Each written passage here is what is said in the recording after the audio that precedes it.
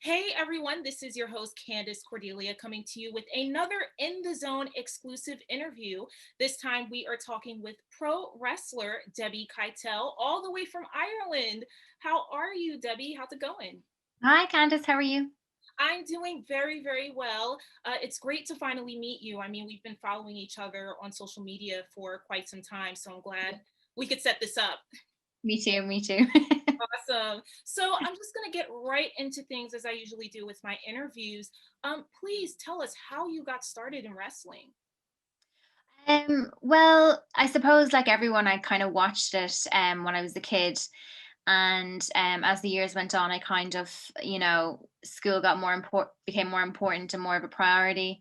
And then when I took off to go to college, that was kind of it. It kind of just it wasn't a part of my life anymore. And it wasn't until I was living in New York that I started noticing how many independent wrestling shows there were. And I never knew that there was such a thing as independent wrestling. I only knew WWF or WWE, that was it, or WCW. Um, and then while I was in New York, I was actually working as a television host, and I was brought to a casino where we were doing kind of just buzz work, just kind of interviewing celebrities and stuff like that. It was kind of like a Comic Con, and I actually met Mick Foley. And it was during that time I was speaking to him that he told me, you know, he asked me, "Oh, were you ever a wrestling fan?" And I said, "Yeah, when I was younger." But I just said I didn't even think it would be possible. I didn't even know there was a school to train in. I didn't even know how it worked. And he actually told me about a school in Ireland, and that's actually the school I train with now, Fight Factory Pro Wrestling in Dublin. And while I was speaking to him, he said, it's never too late. You could still try. And then he kind of planted the seed. And then I moved home. And then not long after that, I started training. Wow, that's extraordinary. So, what was the first independent show that you saw in New York? Oh, I can't even remember. I only went to one just before I moved home. I can't even remember. I even looking back now, I don't know anyone that was on that card. It was like a kind of like a school show. It was just local to where I was living in Williamsburg. I can't remember the name of it, but there's nobody on the scene now that would have been on that show anyway. We also want to know. Thank you so much. So, when people think about Irish wrestlers, especially those that are well known right now in WWE, the first people, a lot of folks think about are, of course, Sheamus, Finn Balor, Becky Lynch. Uh, at this point in time, while you were training, did you start watching more of their matches, particularly just, to gain inspiration from Irish wrestlers? For sure. I was always a huge fan of Becky's work, even before I started training. It was actually the likes of Becky and Charlotte, just seeing their pictures everywhere. And I was like, oh, who are they? And then realizing they were to do with wrestling. And that's kind of how I got back into watching it again. And when I was actually training at Fight Factory, Becky Lynch came back to the school and did a session with us. And I remember speaking with her. I suppose age can kind of bog people down. You think you have to, get in and get out before it's too late. And I think I always kind of put that pressure on myself and that expiration date on myself, which is, I think, something women are very guilty of, because we just think there's a certain portion of life that we can be deemed, young and beautiful and, able for the job. And I think, recently Mickey James said it very well, that she's in her late 30s now, and she feels that she's only just getting started. And I think that's an attitude we all have to adapt to. But when I spoke to Becky, she kept reminding me, like, Oscar was 35 when she got signed. She was like, Shayna was 38. She was like, there's absolutely no reason why it couldn't happen for you. She was like, don't put an expiration date on yourself. She was like, you've already been to Japan. You're very talented. You train, you work really hard. She was like, it'll happen for you. So from the get-go, she's been extremely inspiring to me and all the girls here in Ireland. Hmm, that's really amazing. And, you mentioned starting off with training at Fight Factory Pro in Ireland.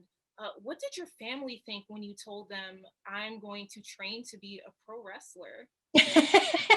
I am the black sheep of my family. Every month I'm doing something, and at this stage they just roll their eyes. If I said I was joining the circus, they'd be like, okay. They're just so used to me.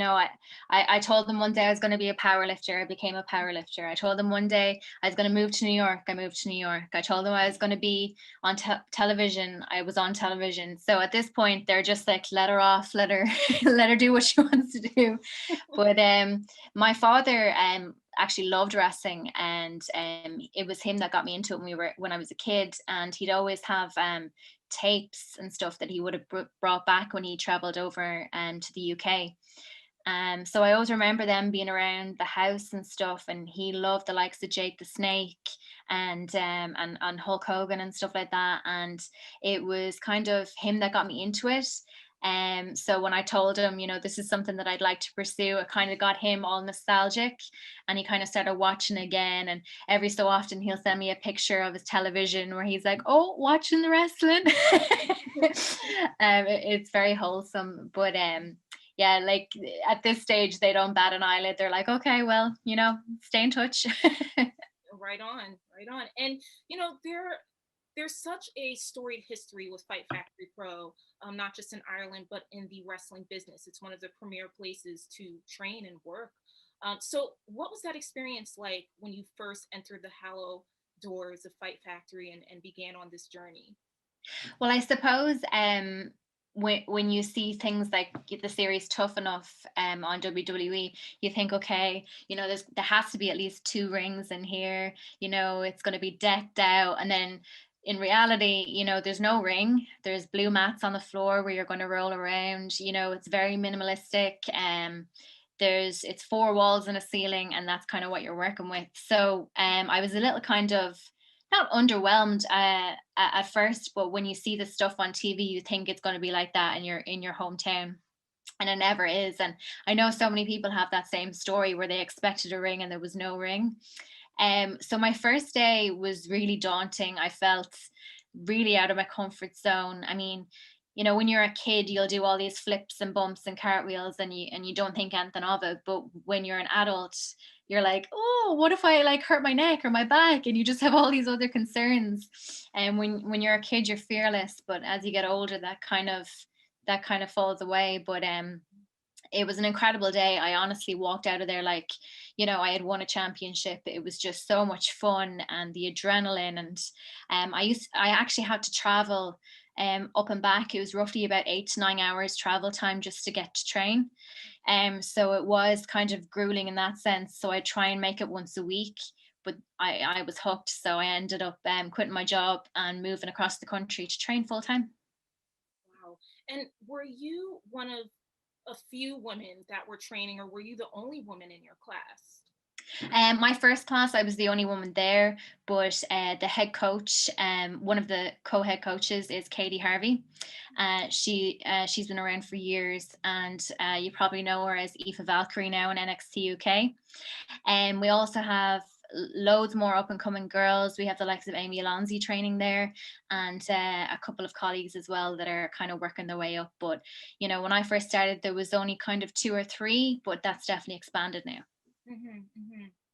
So you're training and you're getting used to, where your body rather is getting used to taking bumps and doing all of that great stuff.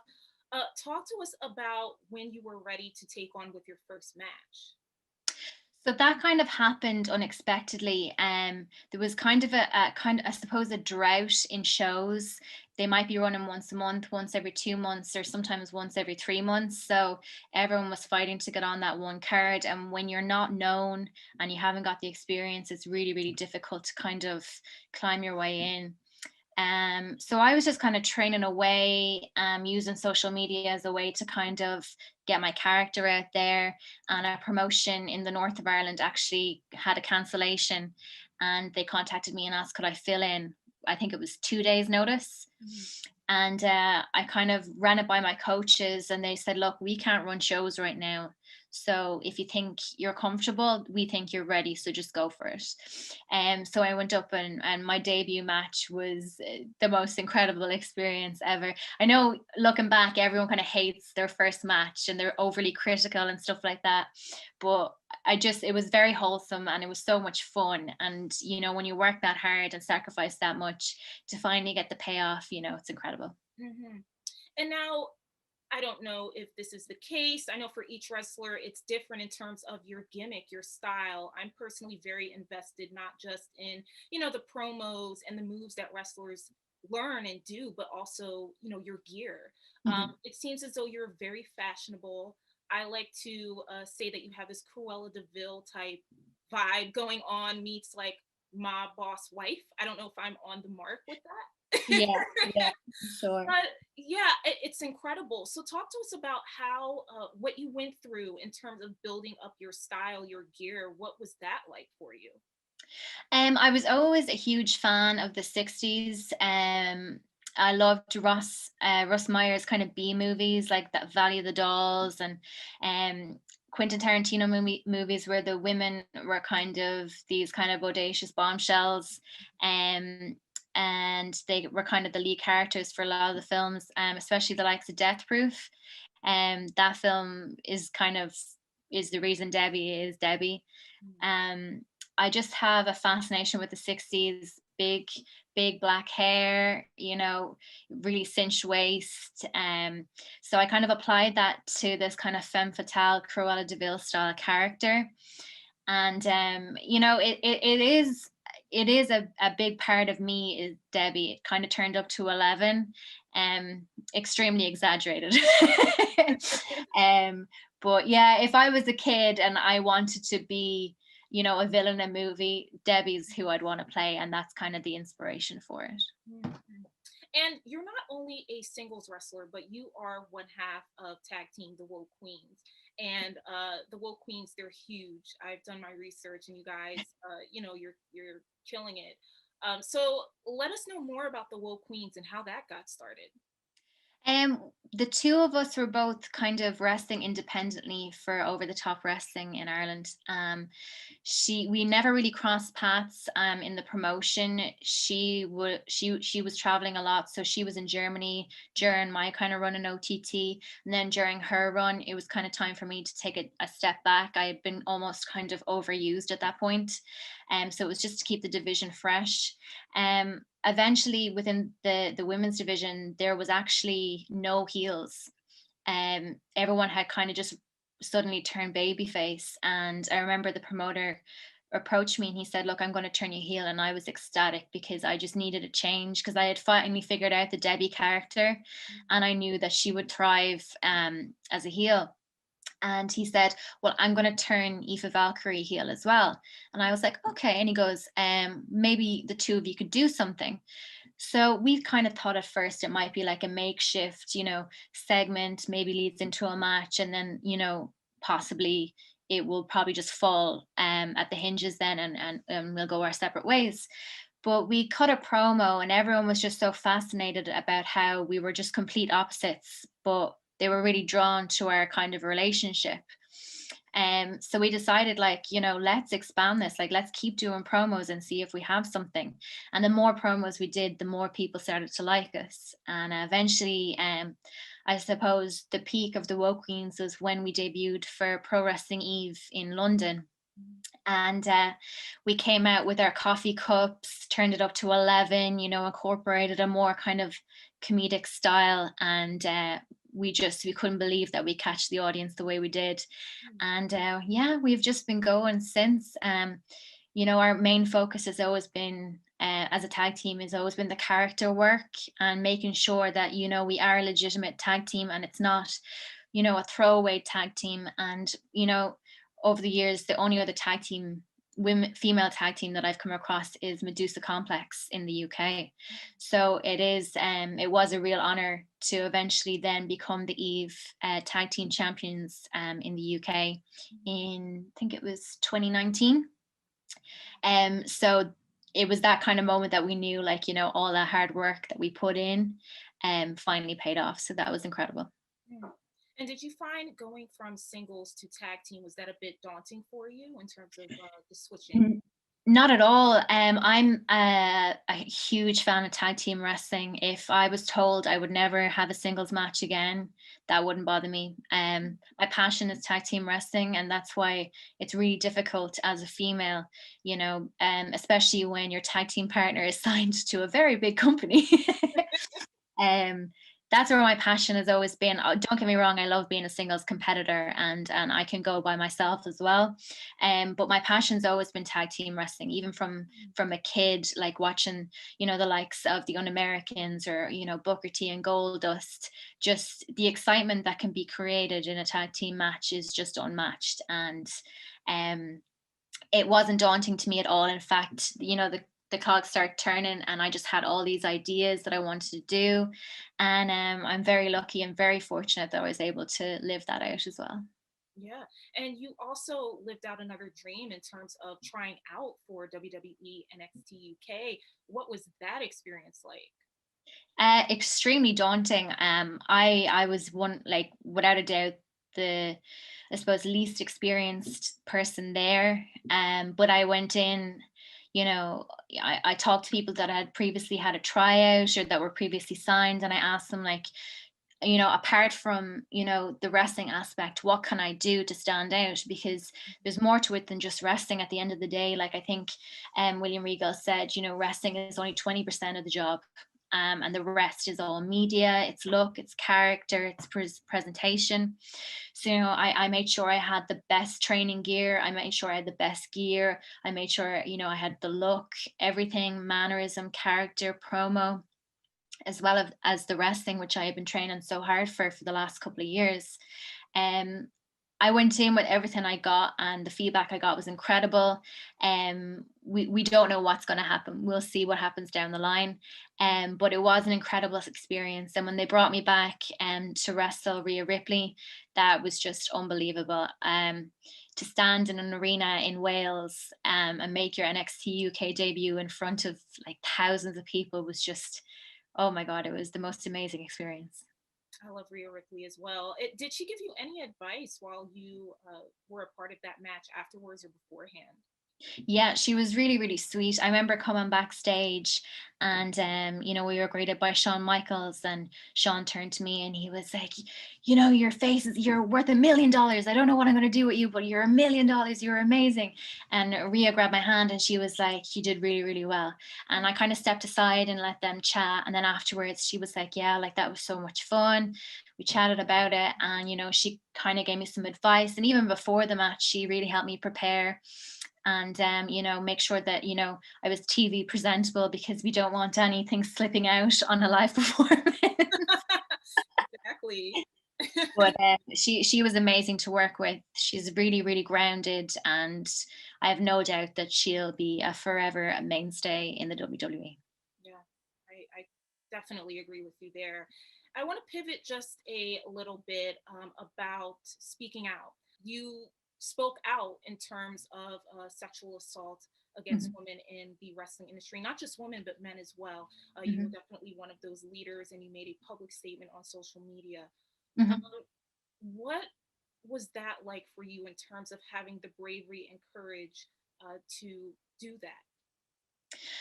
um I suppose I kind of look back now with kind of, there may have been better ways to go about things. I think at the time, you know we saw others doing it, and we felt, okay, this is a safe place. We can speak freely, but we do live in a screenshot era, and unfortunately our content, or our tweets, can be taken out of context and conveyed in many ways.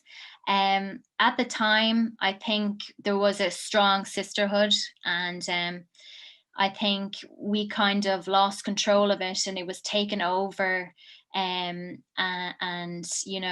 people were running with rumors, people were running with the truth, and it all kind of got muddled. And that's when I kind of needed to step away, because I felt the message was being lost a little bit.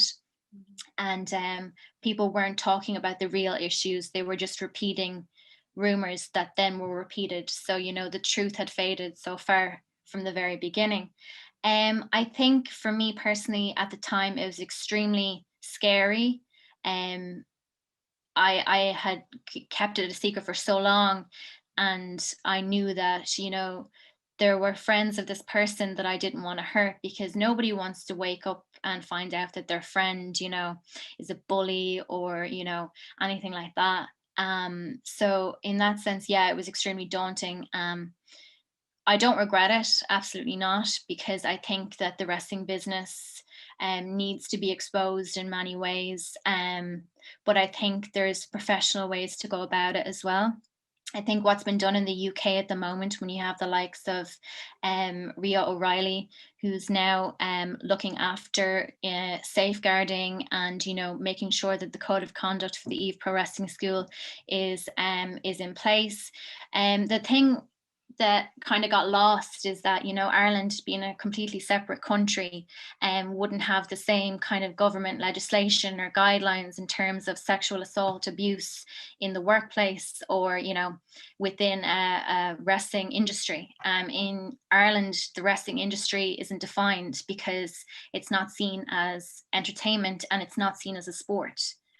So it's fallen in between the cracks, unfortunately. So at the moment, we're trying to see what we can do in terms of, creating a safer place for a wrestling school. And Katie Harvey and Phil Boyd, the trainers of the Fight Factory, have really put in so much work. They're working alongside the likes of Tuzla about children's safety and protection and stuff like that. And, we've decided to create a wrestling committee within Ireland, reaching out to all the schools and promoters to try and get them to join and see if we can come up with a solution ourselves, whilst there isn't actually legislation or a governing body that can look after this for us. So unfortunately in Ireland, it's very muddled, but within the UK, they have a lot of work done, and I can see that the government have moved it into Parliament and it is being discussed, which is incredible, which is a huge step. But I definitely think that the lesson from this is that what had been going on for so long isn't okay, and now that people know that it's not okay, they know that they can go to someone and talk to them, or they can, report it, or they can, raise it with their promoter or their coach. I think speaking out created a voice for people that thought that this was normal and thought that this was okay, when it really, really isn't. And I know there are cases that are more severe than others, but what I find is that a lot of these cases have now been, painted with the same brush. And there's different levels, and that's what we're trying to work on at the moment, is, the severity of each case. And what people don't realize as well is that, there may have been a time during Speaking Out that we decided to share our stories, but it is perfectly okay and perfectly acceptable to decide to withdraw that from the public and to deal with that in a private manner, especially if there are, if there are legal cases involved or anything like that, or it's with the authorities. It's perfectly okay to not discuss that on social media and take it to a more private place. And I think because it was so public, that people really struggle with the idea of things being handled privately now, because there were closed doors, within the wrestling business for so long. But I think, Speaking Out was a huge wake up call.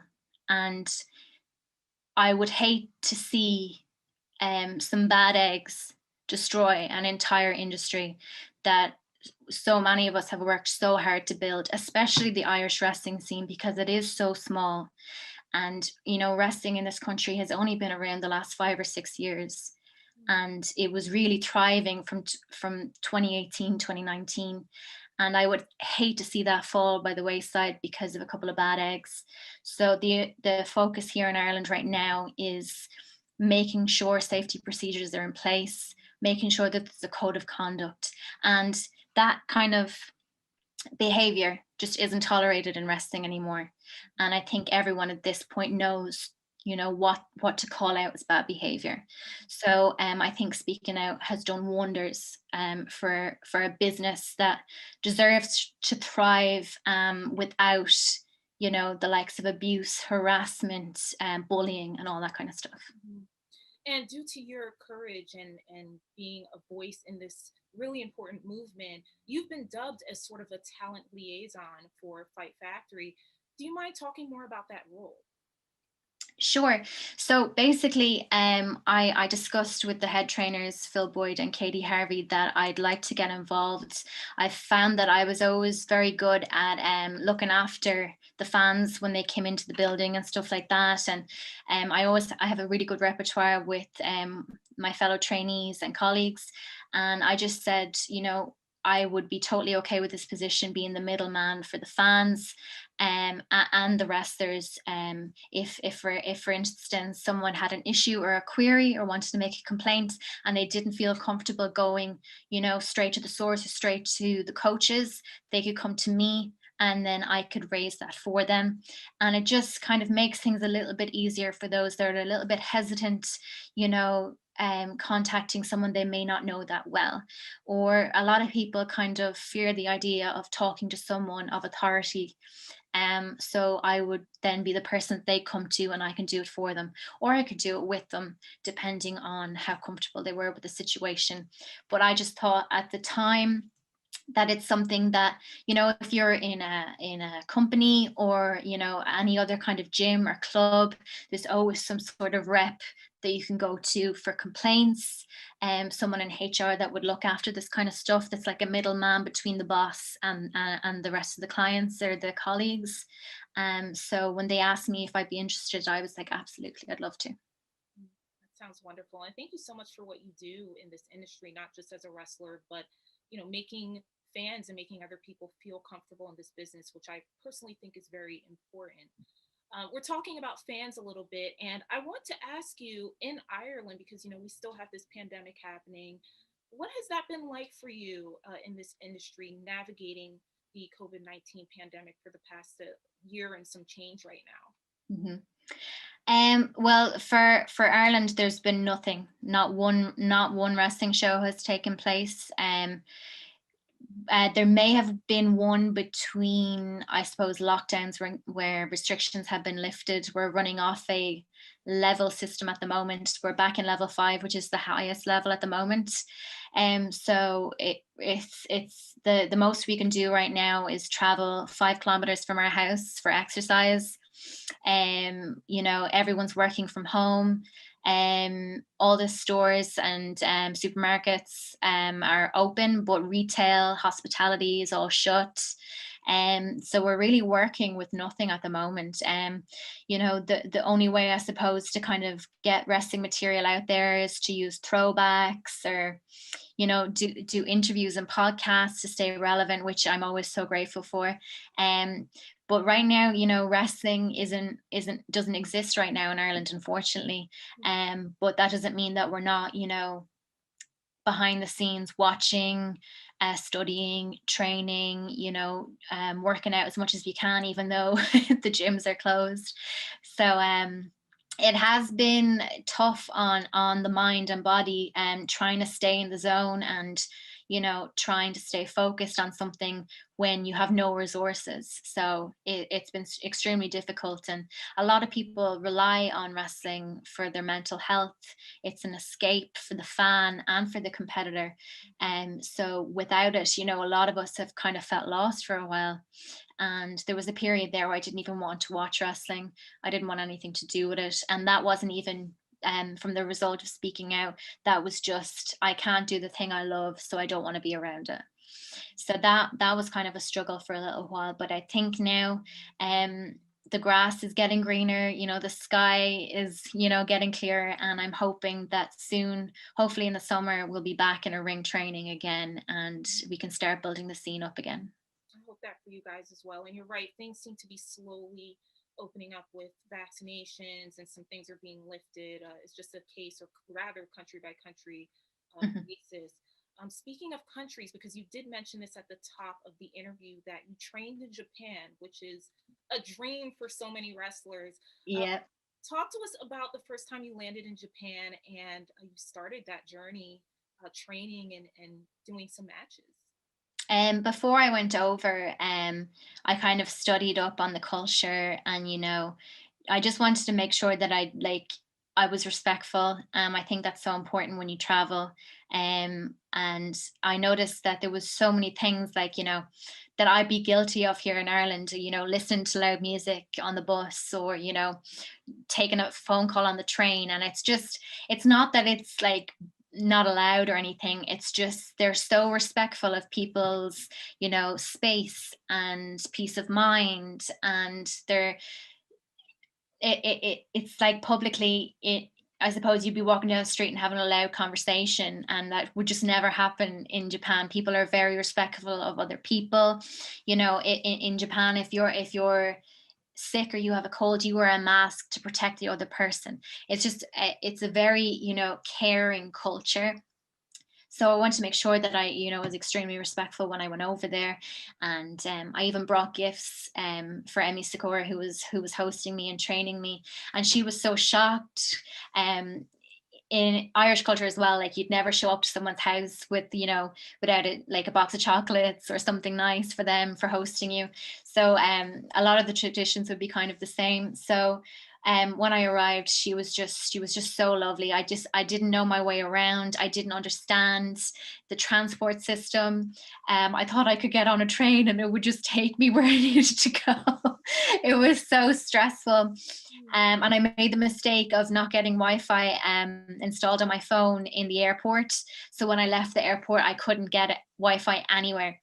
So I had no data on my phone. So it was so stressful. But she was so lovely. And you've seen her recently on TV as well, Rio. She was Emmy Sakura's kind of next in line, and I got to train with her as well, and she was amazing. She really helped me with getting the basics, and drop kicks and bumping and all that kind of stuff. The two of them were just incredible, and they gave me so much time when they didn't have to. So it was a credible experience.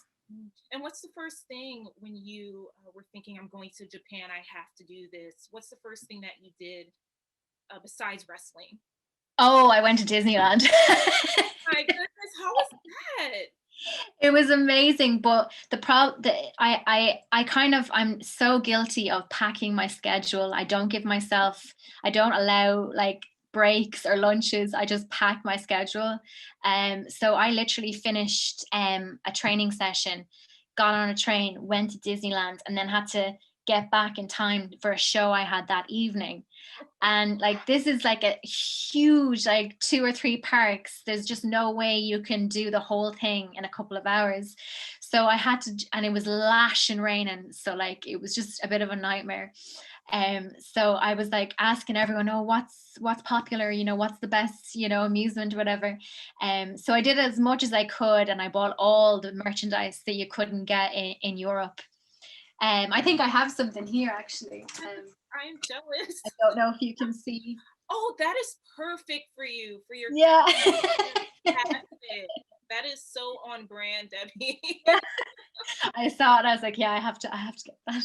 Oh, that is, I'm super jealous. I want to go to Japan, period. I don't even care where I go, Disneyland, wherever. That's on my bucket list. So, Oh, it's incredible. It is in itself like Disneyland for wrestling. mm, And I think when I go back again, I'll allow maybe a couple of days or just more downtime to experience the country. I do try my best whenever I'm flown anywhere to at least get an hour or two to just kind of walk around, see some, landmarks, or try and get to a museum if I can. Just to kind of make the most of the trip, because you arrive at a venue at like 8 a.m. and you've got like hours to kill. You might as well use that time and go see some sights, walk around. So I always try my best to kind of utilize my time, I suppose. I totally agree. And what other dream countries are on your list that you would love to, that you haven't traveled to yet, but would love to in terms of wrestling? I'd love to go to Italy. Mm. That's been a dream of mine. I'd love to go to France. I've been to Paris, but that more like a city break, nothing to do with wrestling. Um, I'd love to wrestle in Bulgaria. I'd love to wrestle like all over. Honestly, any chance to wrestle outside of Ireland or the UK, it would Mhm. be an honor.